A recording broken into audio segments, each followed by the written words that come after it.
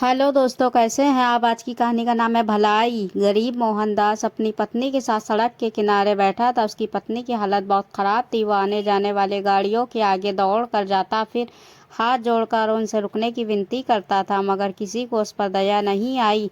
सभी अपनी गाड़ियों को उससे बचाकर आगे निकल जाते थे, मगर अचानक एक गाड़ी उनके करीब आकर रुक गई, जिसे 35 वर्षीय अखिलेश चला रहा था और उसकी बगल वाली सीट पर उसकी पत्नी बैठी थी।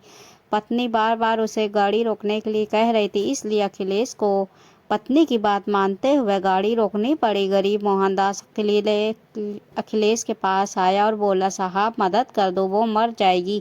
अखिलेश बोला, क्या हुआ है उसे। वो आंखों में आंसू भर कर बोला, साहब मेरी पत्नी बच्चे की माँ बनने वाली है, उसकी हालत बहुत ख़राब है, हॉस्पिटल पहुंचा दो। साहब अखिलेश ने गौर से सड़क किनारे तड़पती हुई औरत को देखा, जिसके अधिकांश कपड़े ब्लीडिंग के कारण लाल हुए पड़े थे। अखिलेश बोला, भाई तुम्हारी पत्नी की हालत बुरी है, मैं सहायता तो कर देता, मगर इससे मेरी गाड़ी का हाल बुरा हो जाएगा। देख रहे हो सारे सीट कवर सफ़ेद हैं, तुम किसी ऑटो वालों को बुलाओ।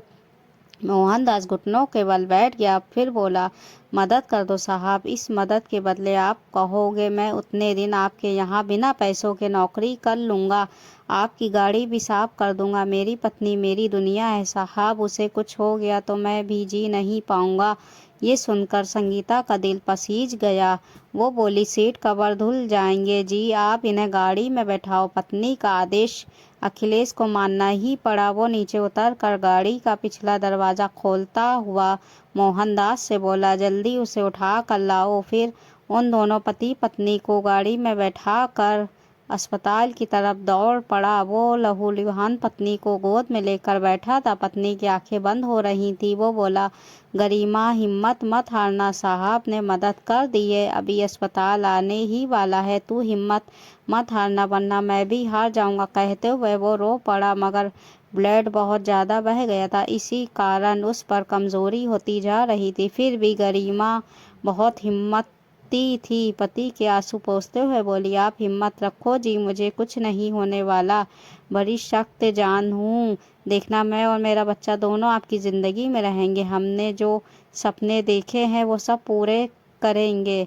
पति पत्नी का दर्द भरा संवाद सुनकर संगीता की आंखें नम हो गई। उसने गौर से उन दोनों को देखा। उसे गरिमा की उम्र 20 साल के आसपास लगी और मोहनदास की 25 वर्ष के आसपास।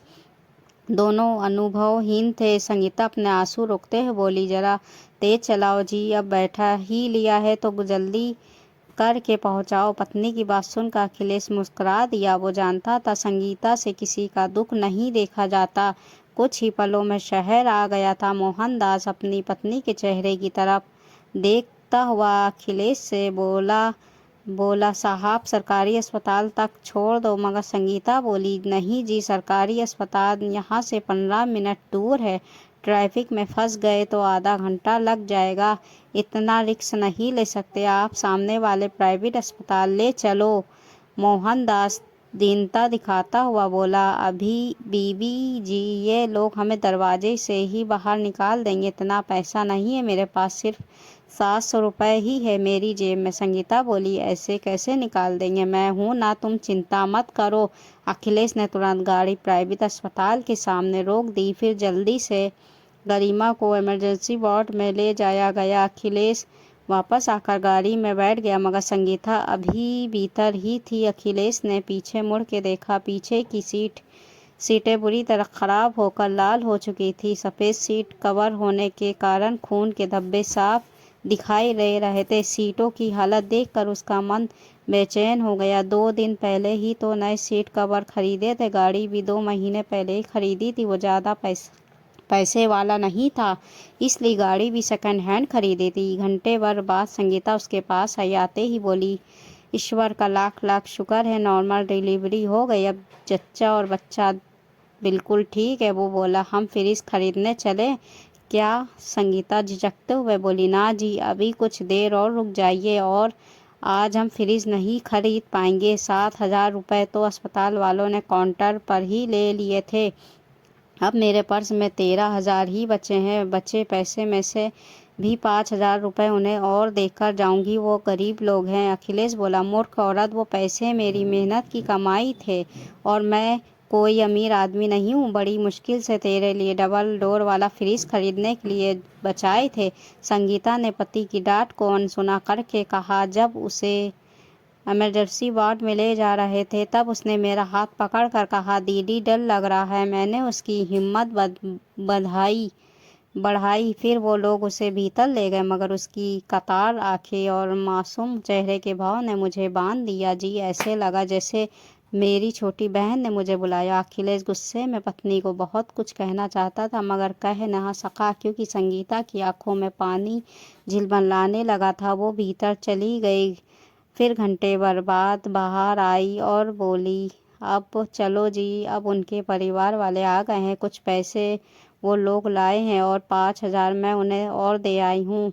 अब गरिमा को कोई समस्या नहीं होगी। अखिलेश बोला, तू बहुत भावुक है, ऐसे ज़िंदगी नहीं चलती। हमने उन्हें लिफ्ट दी, उसके बाद उन्होंने सरकारी अस्पताल में छोड़कर हमें चले जाना चाहिए था। ये जो तुम कर रही हो आजकल, इसे पागलपन कहते हैं। इंसान की सहायता करनी चाहिए, लेकिन हर मजबूर को अपने परिवार का सदस्य नहीं बनाया जा सकता। हमारी भी अपनी ज़िंदगी है, हमारी भी अपनी ख्वाहिशें हैं। ये 20,000 रुपये तुम्हारे सपने के नाम थे। कितने सालों से तुम इंतज़ार कर रही थी। डबल डोर का फ्रिज घर लाओगी। संगीता बोली, भलाई का काम ऐसे ही किया जाता है जी। आधी अधूरी भलाई मुझे पसंद नहीं है। प्यासे को कुएं के पास लाकर छोड़ने से भलाई का काम पूरा नहीं हो जाता। पुण्य तो जब मिलता है जब आप उसे कुएं से पानी निकालने का साधन भी उपलब्ध कराओ। अखिलेश अपना सर सुजाता हुआ बोला, अब तुमसे बहस करने का कोई फायदा नहीं। 1 महीने बाद अखिलेश और संगीता फिर से गाड़ी में बैठकर शहर आ रहे थे। अखिलेश बोला, आज अगर कोई कितना भी मजबूर क्यों ना मिले, मैं गाड़ी नहीं रोकूंगा। संगीता बोली, आप इतना गलत क्यों सोचते हो जी? अच्छे कर्म नहीं कहीं नहीं जाते, देख लेना वो लौट कर आएंगे। अखिलेश बोला, कौन? संगीता बोली, भलाई वो चिढ़ते हैं। वो बोला, तुम्हें 20 साल हो गए हैं मेरी ज़िंदगी में आए हुए।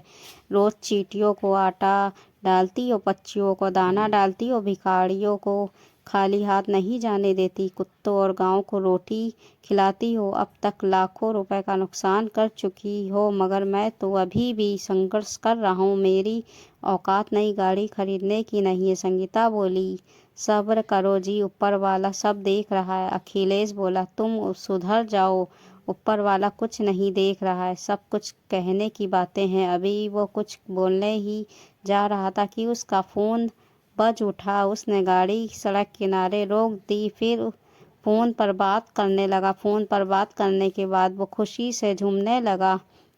संगीता बोली, क्या हुआ जी? वो जोश में बोला, वो लौट आई। संगीता उत्सुकता से बोली, कौन लौट आई? अखिलेश संगीता के गले में हाथ डालता हुआ बोला, तुम्हारी भलाई लौट आई। यार, संगीता बोली, पहेलियाँ मत बुझाओ जी, जल्दी बताओ क्या हुआ। वो बोली, हम केस जीत गए। दिल्ली में पुराने घर को लेकर 30 साल से जो केस चल रहा था वो हम जीत गए। 10 करोड़ से भी ज़्यादा कीमत की ज़मीन हमारे पुरखों की है। सुप्रीम कोर्ट ने आज फैसला सुना दिया है। संगीता बोली, ये तो बहुत अच्छी खबर है जी। आप मुझे डबल डोर वाला फ्रिज दिला दोगे? अखिलेश बोला, यहाँ करोड़ों का मालिक बन गया हूँ और तुम 20,000 के फ्रिज में उलझी हो। कुछ और मांगो। संगीता बोली, मुझे और कुछ नहीं चाहिए जी, बस आप ये यकीन कर लो कि एक दिन ज़रूर लौट कर आती है। अखिलेश बोला, हाँ, आज यकीन हो गया कि भलाई एक दिन लौट कर ज़रूर आती है। थोड़ा वक्त लग सकता है, मगर वो लौटती ज़रूर है। अच्छे कर्मों का फल ज़रूर मिलता है। आज मैं वो मुकदमा जीत गई हूँ जिसके जीतने के सारे चांस ख़त्म हो चुके थे। मैं तो नास्तिक हूँ, मगर ये सब तुम्हारे कर्मों का फल है। तुम्हारे दयालुपन और उदारता ने आज मुझे अपना स्त्री बना दिया है। मैं वादा करता हूँ, जहाँ तक समर्थ रहूँगा भलाई ज़रूर करूँगा। दोस्तों, वीडियो अच्छी लगी तो वीडियो को लाइक सब्सक्राइब ज़रूर करिएगा।